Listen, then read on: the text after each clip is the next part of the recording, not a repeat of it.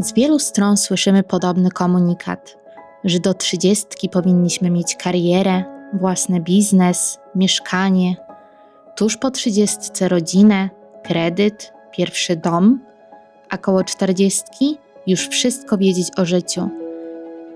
I jeżeli czegoś ci brakuje, zapewne jesteś w tyle. Nie nadążasz, przegapiłeś coś ważnego. A co, jeżeli każdy z nas ma inną ścieżkę, inne tempo, rytm, własny czas i moment na spełnienie? Dlaczego tak łatwo wpadamy w pułapkę porównywania się do innych?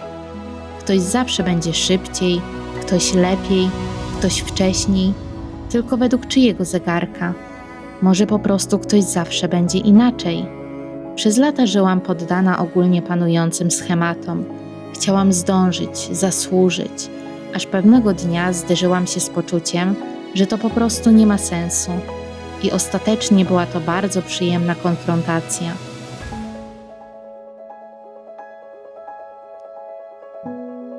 Od dziecka wiedziałam, czym chcę się w życiu zajmować. Można powiedzieć, że pod tym względem miałam dużo szczęścia. Sukcesywnie do tego dążyłam, realizowałam swój plan. Najpierw kurs rysunku, później studia, praca w biurze, własny biznes, projekty, odpowiedzialność. Pracowałam szybko, zdecydowanie za szybko. I ta praca stała się moim światem, celem, tożsamością.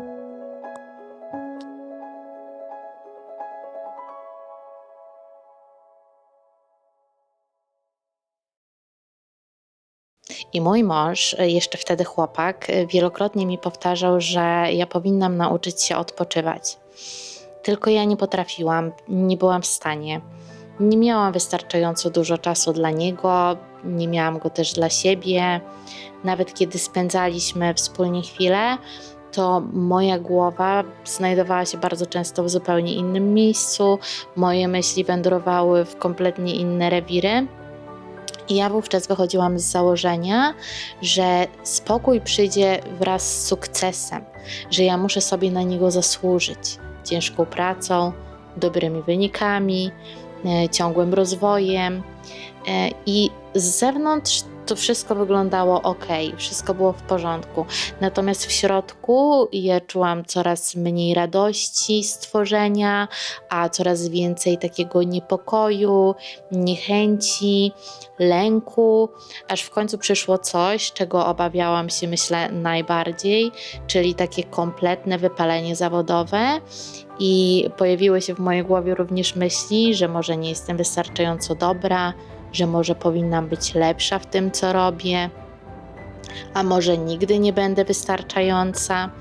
I ta presja, którą odczuwałam, spowodowała, że to wszystko, co kochałam robić w związku z pracą, stało się przykrym obowiązkiem, przestało dawać mi jakiekolwiek spełnienie, radość, satysfakcję. Do tego stopnia, że ja straciłam totalnie entuzjazm, odbiło się to na mojej pracy i byłam w stanie i byłam gotowa ją z dnia na dzień porzucić. I wtedy zwolniłam.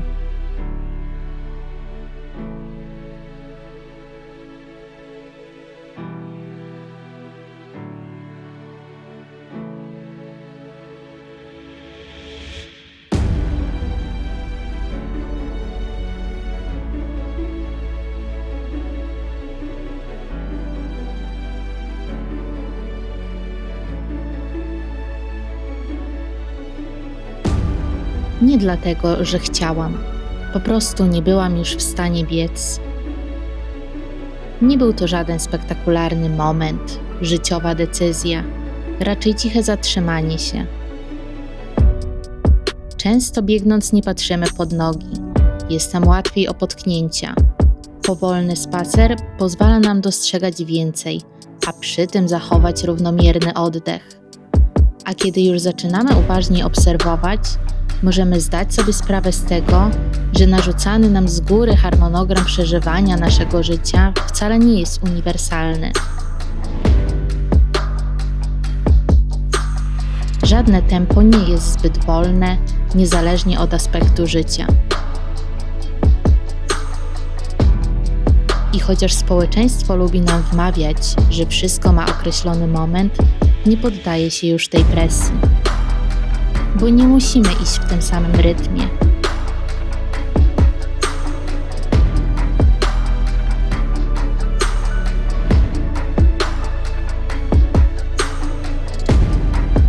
Nie każdy z nas startuje z tego samego miejsca. Nie każdy chce również dojść tam, gdzie większość.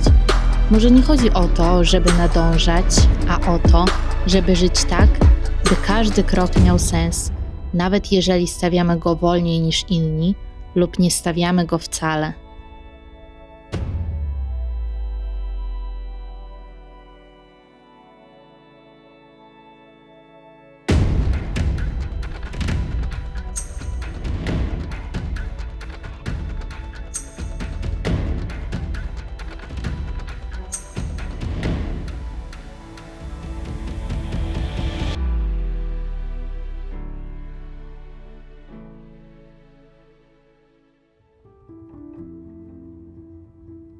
Hiszpania na pewno pomogła mi zwolnić, ale nie nauczyła mnie niczego nowego.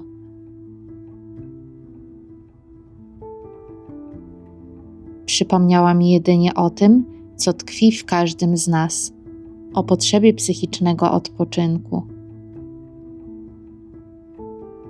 Ten z kolei przyniósł spokój i racjonalne spojrzenie na otaczającą rzeczywistość.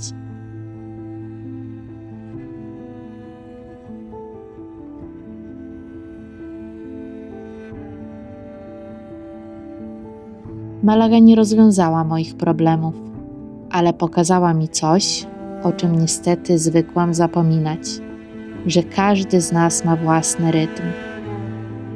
To odkrycie jest dla mnie w pewnym stopniu wyzwalające. Nie skupiam się już na tym, czy jestem w tyle.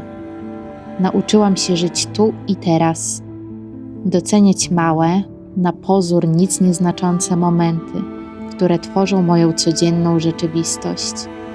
Cieszyć się nimi, bez wyrzutów sumienia, bez wewnętrznego krytyka. To tak niewiele i jednocześnie tak dużo.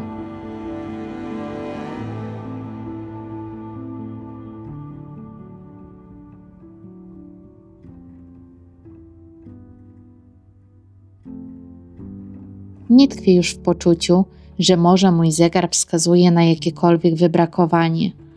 Może jest wręcz przeciwnie.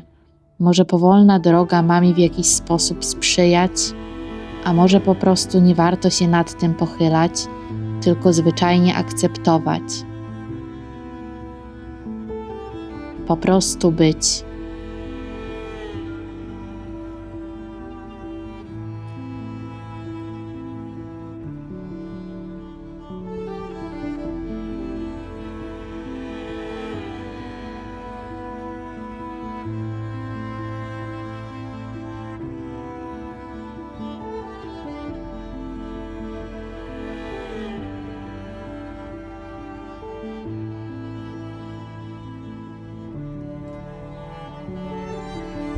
Każdy z nas ma inny timeline i to jest okej, to jest naprawdę w porządku.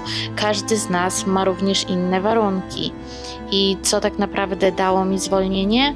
Myślę, że zaczęłam robić mniej, ale uważniej i odpoczynek nie jest już dla mnie żadną nagrodą za wykonaną pracę, tylko po prostu częścią mojego dnia. I jeszcze do niedawna ja tak naprawdę nie pamiętałam, kiedy ostatnio pozwoliłam sobie na nic nie robienie. A teraz potrafię cały dzień przesiedzieć na kanapie z Netflixem i nie uważam tego za żaden powód do wstydu, ani za nic złego. Mogę przepaść oglądając kolejny międzynarodowy sezon Love is Blind i nie nazywam tego już swoim żadnym guilty pleasure, tylko po prostu przyjemną dla mnie rozrywką. Robię swoje, nie narzucam na siebie presji, nie oglądam się na innych. Mam dzięki temu na pewno więcej energii i więcej chęci do działania i zdałam sobie również sprawę z tego, że nie w każdym aspekcie wiek zobowiązuje. On może sprzyjać, ale nie zawsze musi. Nie wiedziałam, jak bardzo jestem zmęczona, dopóki nie przestałam się spieszyć. Widziałam jedynie, że wszyscy gdzieś biegną.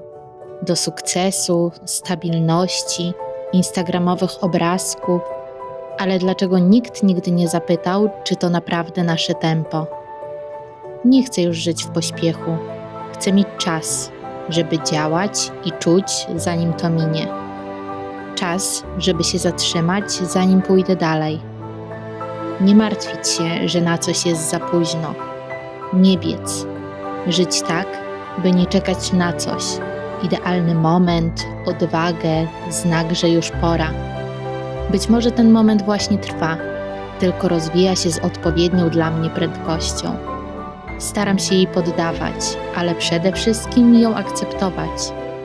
Żyć tak, jak czuję, a nie jak powinnam. A ty? Które powinienem nie jest twoje?